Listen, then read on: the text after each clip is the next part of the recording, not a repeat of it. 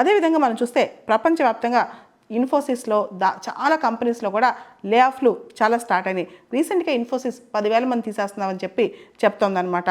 దాంతోపాటు టెక్ సెక్టరే కాకుండా electronic goods sector కూడా చాలా వరకు లే ఆఫ్లో దిగుతుంది. ముఖ్యంగా జపాన్ వాళ్ళ పానాసోనిక్, ఈ పానాసోనిక్ దాదాపు ప్రపంచవ్యాప్తంగా 2,30,000 మంది ఎంప్లాయీస్ ఉన్నారు. దానిలో 10,000 మందిని తీసేస్తున్నారంట. ఇట్లా చాలా సెక్టర్స్లో, ముఖ్యంగా టెక్ సెక్టర్లో కానీ ఎలక్ట్రానిక్ సెక్టర్లో కానీ లే ఆఫ్ల పర్వం స్టార్ట్ అయింది. ముఖ్యంగా ఎవరైతే టాప్లో ఉన్నారో మేనేజరల్ రోల్స్ కానీ ఆ పై రోల్స్ ఉన్న వాళ్ళు ఎక్కువ జీతం వెళ్తుంది, వీళ్ళకి ఎక్కువ శాలరీస్ వెళ్తున్నాయి అనే వాళ్ళని తగ్గించుకోవడానికి ట్రై చేస్తున్నారనమాట. ఉదాహరణకి మేనేజరల్ రోల్స్లో ఎక్కువ శాలరీస్ ఉంటాయి కదా, 3 లక్షలు, 4 లక్షలు, 5 లక్షల నెలకి, వీటిని తగ్గించుకుని అదే కాస్ట్తో ఎక్కువ మంది రిక్రూట్ చేసుకోవాలన్న ప్లాన్తో ఈ పని చేస్తున్నారు.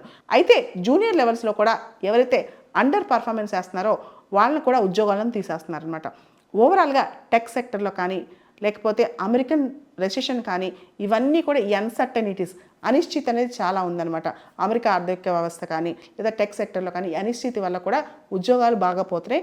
లే ఆఫ్ల పర్వం అనేది ఈ సంవత్సరం మొత్తం కూడా కొనసాగుతుందని అంటున్నారు.